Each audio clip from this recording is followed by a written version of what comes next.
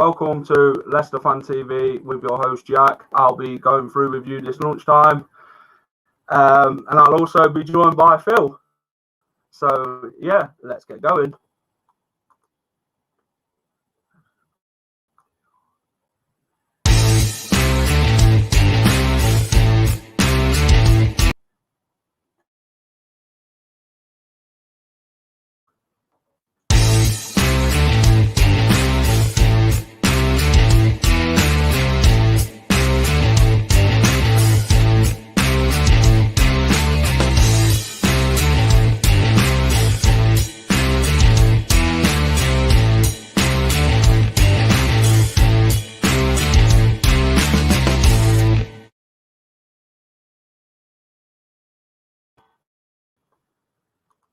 Right, guys. Well, Leicester Fan TV on this lunchtime.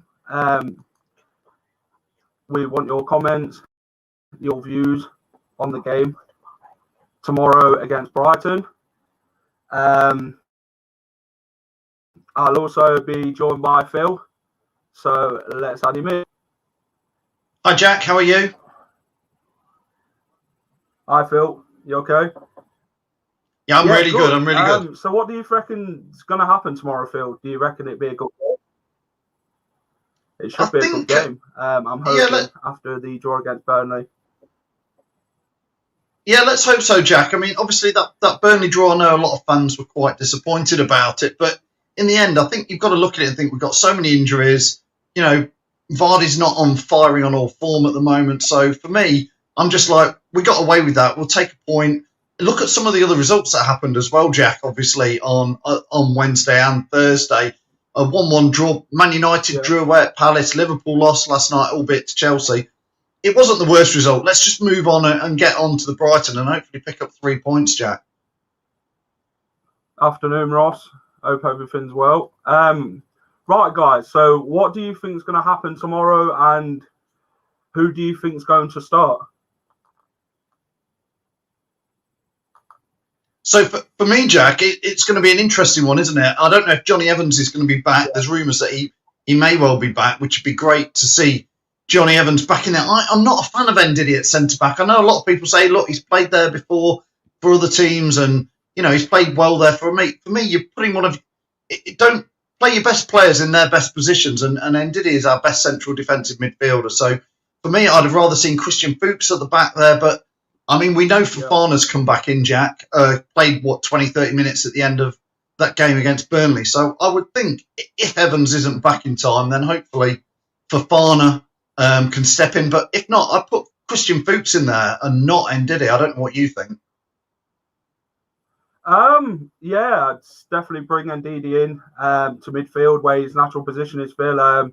Fofana's also got to come back in as well at centre-half, which gives us that stability, doesn't it, with Castagna at right-back, Ricardo right-wing, as you say. Who do you start at left-back, though? Do you go Marty or do you go Luke Thomas? Who do you prefer? Get your comments in and let me know. Who do you think, Phil? Well, I think, again, I don't know what it is. Maybe it's just all football fans, but Leicester fans seem to want to scapegoat some players sometimes. And Hamza Chowdhury came in for quite a bit of that on Wednesday. And I know he did a sloppy pass, but generally I think Hamza's done really okay for us. I'm not going to go much more than okay, but I quite like Hamza. But Daniel Amati seems to come in for similar amounts of stick. Again, I don't think he's necessarily a world beater, but I think he's a solid player for us to have, Jack. So, but I do like Luke Thomas. I do see, he looks young and dynamic, but we did see maybe his confidence took a bit of a bashing against Arsenal. So, I've liked what I've seen with Luke Thomas, so I'd probably just go with Thomas over Marty. What about you? Josh Preston says Ricardo right back, Castagna left back. What do you reckon to that, Phil? Or do you rather stick Ricky P on the right? Well, again, they can both play well at the fullback roles, isn't it? There, I'd probably I think at the moment I'd use Luke Thomas in there. I think I've not seen anything wrong with him. I think it's good for his development. I think he looks like he's a quality young lad. So I'd probably have Ricardo as a bit more attacking at the moment. Yeah. Jamie says, "Come on, you Foxes." Hello, Jamie from the Foxes Arms. What do you think? I'm just going to say, Jamie's sent us a photo, Jack. You've seen it as well. He sent us a photo of himself this lunch sipping beer out in the sun in Spain. So, anyway, carry on. He's a wind-up merchant. He is. Haley says, "What do you think Vardy will be dropped, or would you give Vardy a rest?" I think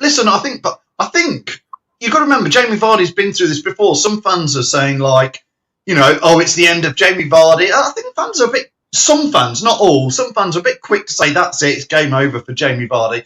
He went through a patch before Brendan Rodgers took over under Claude Puel. He went 10, 11 games there without scoring. He's just going through a similar patch there. I'm not convinced, Jack, he's 100% fit, but he was doing quite a lot of work, taking defenders off. Nacho, he needs a goal. He's a striker. He needs a goal, and then I think they'll start to come through again. So for me, I think at the moment I persevere with Jamie Vardy for a lot more games before I start to think he can't.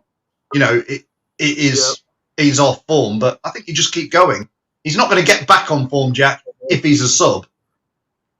That's it. You've got to give him the game time, haven't you? Have we brought him back too soon? I'm not sure. I guess with Leicester this season, it's the case of the players are injured, but they're playing through it. That's maybe because they want to play every game and they don't want to let the team down due to the numbers of injuries and that. So I'm not sure. Someone says Amati, Soyuncu, and Fofana at the back. What do you think to that, Phil? Would you play 3 at the back, or would you stick to the formation what we played against Burnley? I think, again, I'm not overly convinced as Amati as a centre-back. I think I'd rather...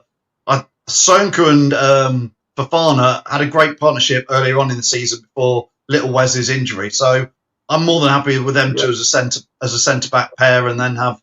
I'm a bit old school. I quite like 4 at the back. Gary Cooper says the United stand have now got 1 million followers. Well, that's been Man United. Good for them. Yeah. Someone says Nacho Perez and Amati aren't good enough. Where's the youth from LCFC Josh? What do you reckon, Phil?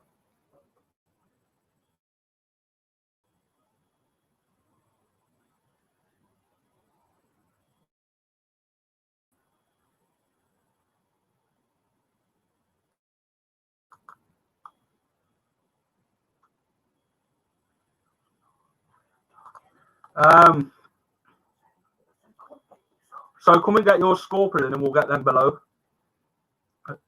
What do you think the score is going to be? Who do you think is going to score? And we'll get them below. And we're also going to add Mr. Dan. Afternoon all. How are we doing? Hello.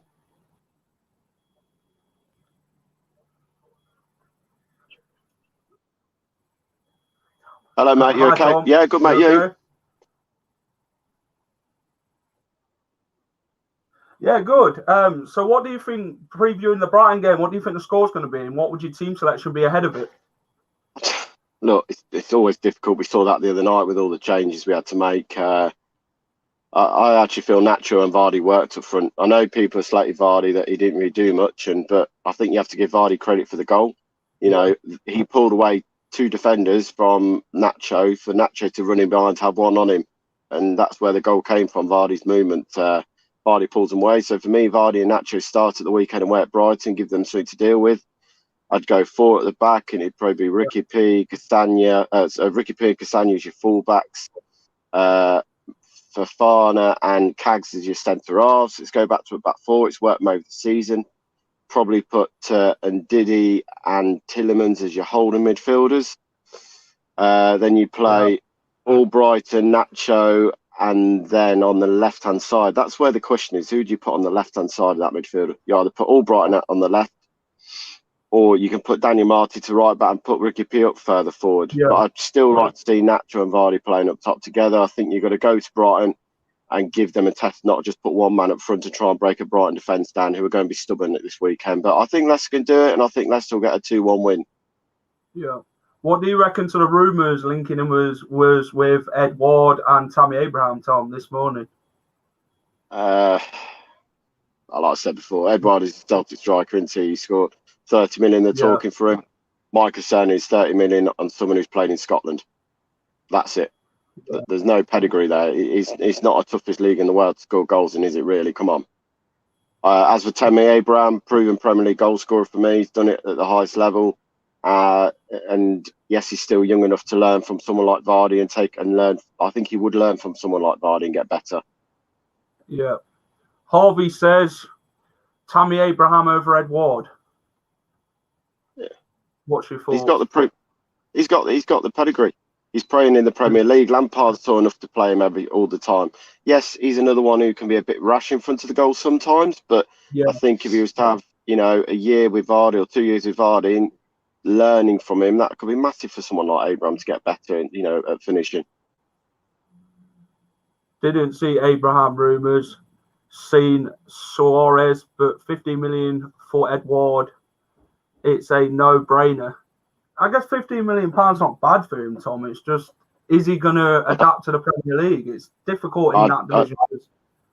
If it's 15 million, then yes, I'd give it a go. But I think all the rumours I see was 30 odd £million who are talking for that Celtic striker. If that's the case, then I wouldn't bother. I think there's better value for money. Danny Ings is another one.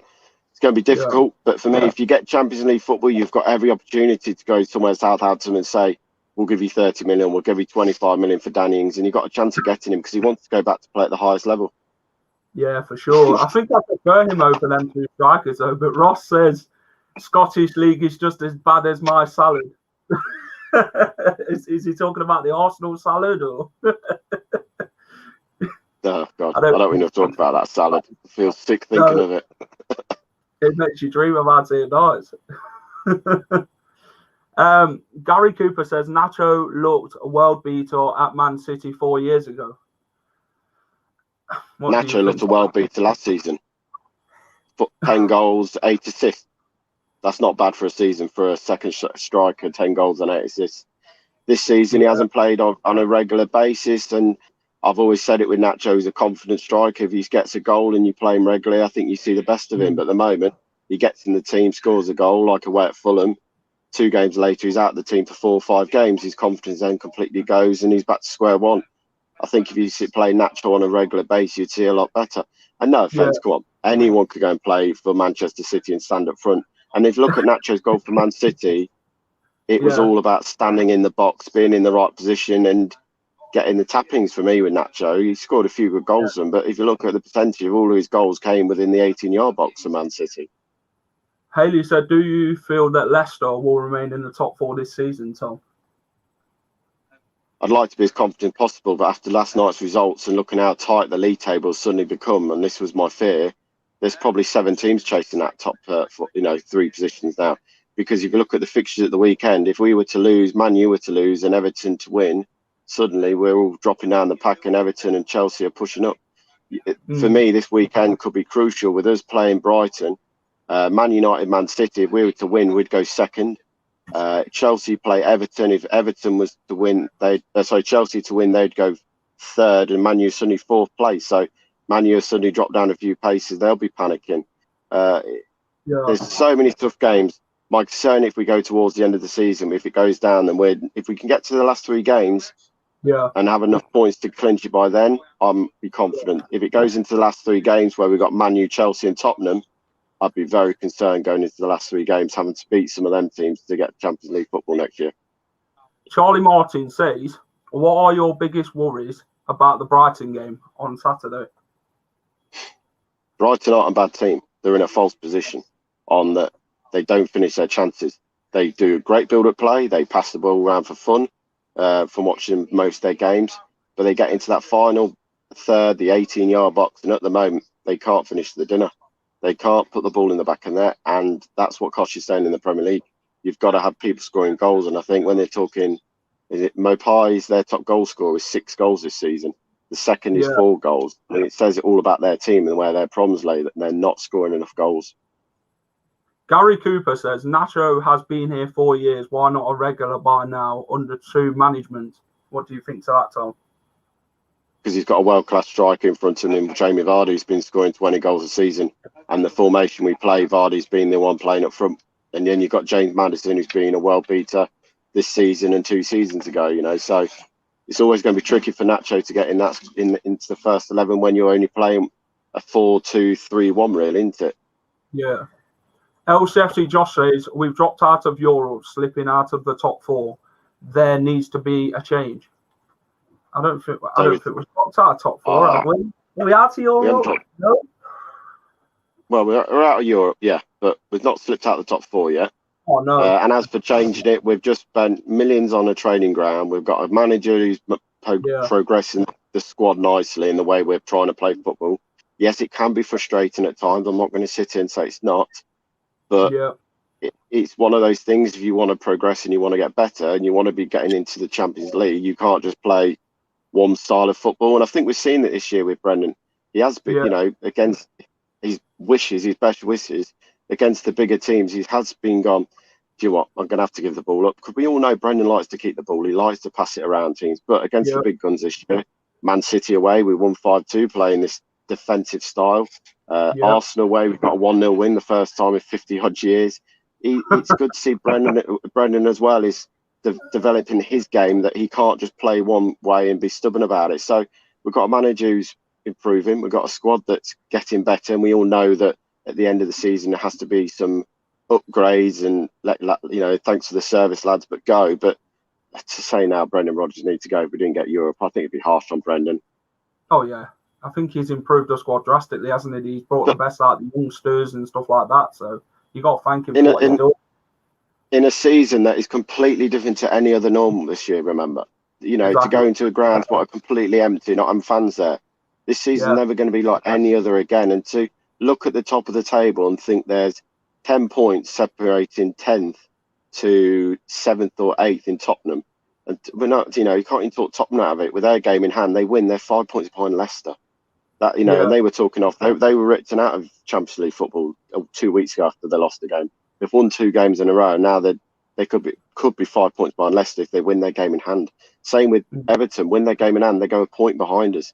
This season will never be like any other season we've seen in our lives, Tom. No, exactly. Josh Wright says, how are you feeling confident tomorrow ahead of the game, Tom and Jack? So I guess I'm feeling confident. Our away form's fantastic this season. We picked up 31 points away from home this season, Joe. So I'm feeling confident. I get we've got players out, but we ain't going to use excuses in that. You know, we've just got to go with what we've got. So what do you think, Tom? I'm more than confident now. I was concerned the other night against Burnley because of who we had to play in what positions. As the game progressed, we started to get into it and we were the better side probably the last 10, 15 minutes. And for me, the only reason that was because Ndidi came out of this defence and was put into midfield, into a natural position. We started winning more balls higher at the pitch, what meant Brighton, Vardy. I mean, Brighton gave us a new leaf of life for me on the other night when he came on. He really upped the game and everyone else upped their game on how much they had to work because Brighton came on the pitch.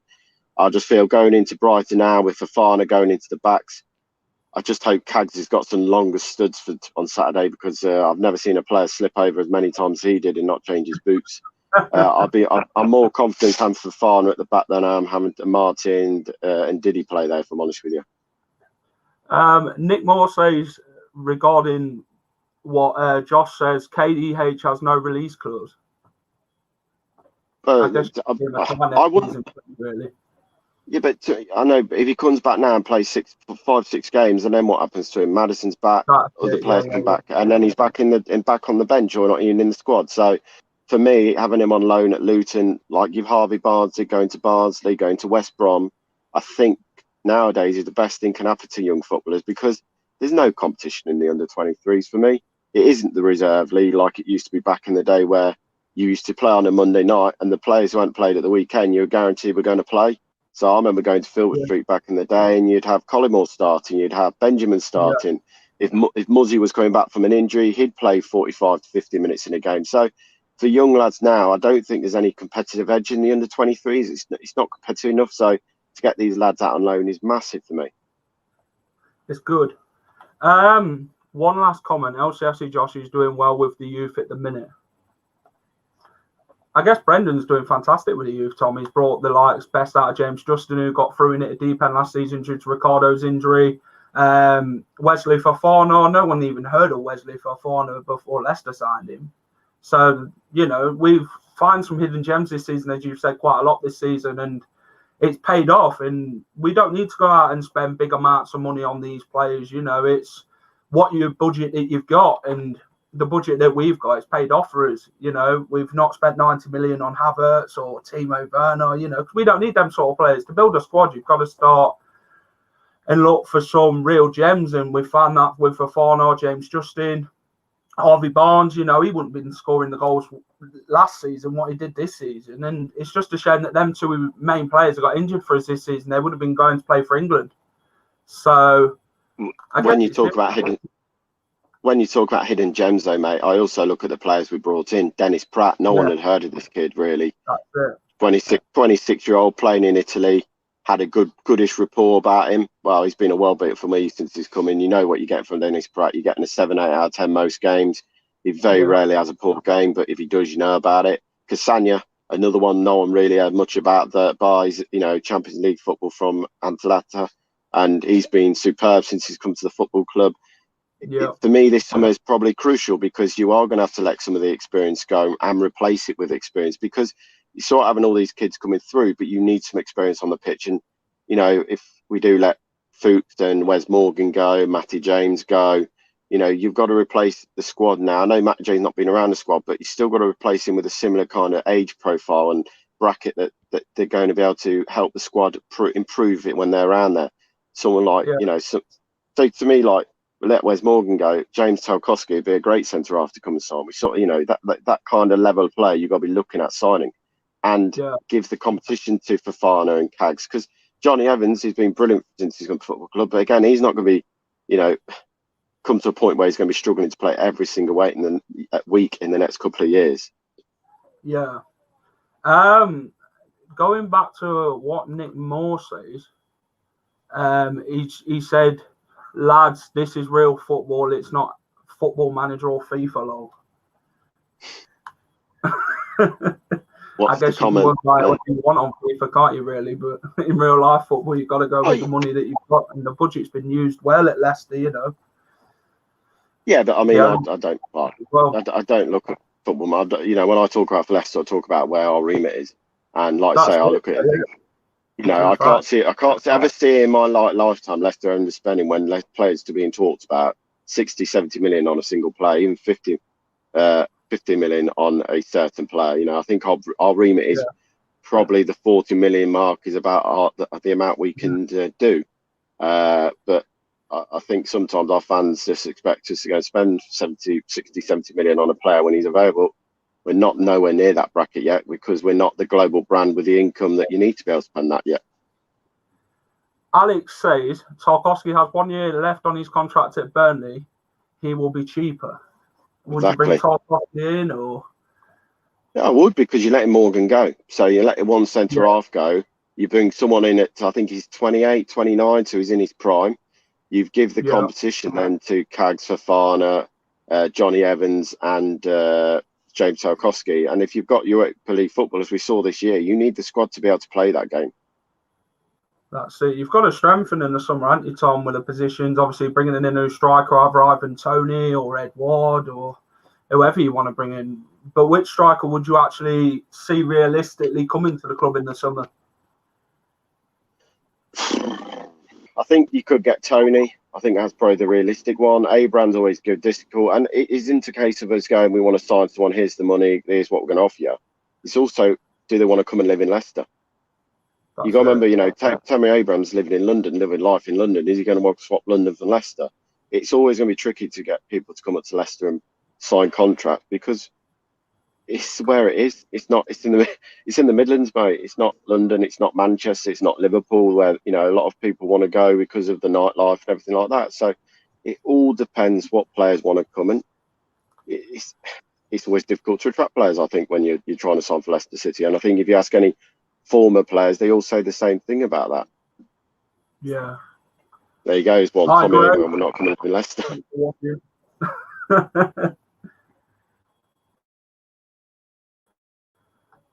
Right then, guys. So that was Tom's predictions. What do you guys think score predictions going to be against Brighton tomorrow? Drop them in below and we'll get them on screen.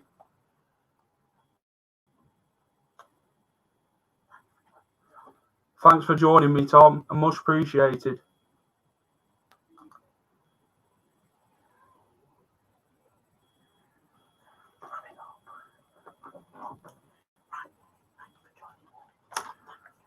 Thanks for joining me this afternoon. I'll let you go. Don't forget, LOX's show's on at 7:15 tonight, so sure to go and check him and Josh out. And thanks for watching, guys. I'm going to get the last few comments in on the scores, predictions, and then we will leave the show there.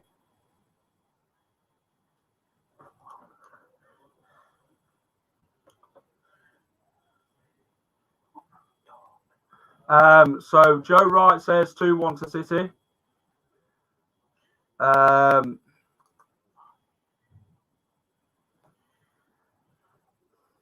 Top Driver says 1-0.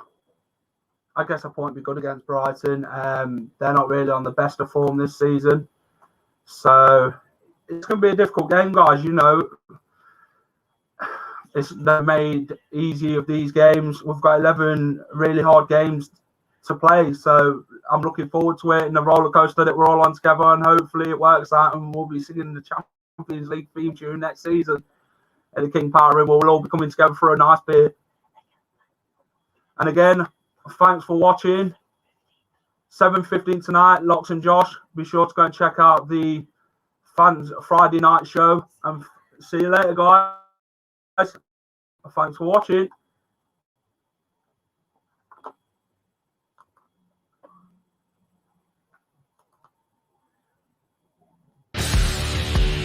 Welcome to Leicester Fan TV. With special thanks to our pals at ADT Taxis, Feed Me, Piglet's Pantry, Tiger, Leicester Garage Conversions, Pink Vehicle Leasing, Hologram, The Fox's Arms, Moyer Wade Interiors, and our chosen charity, Memphis UK. We bring you the fans' views on the match each week, and your views matter to us. Join the fans' debate each match with us. Follow us at Leicester Fan TV.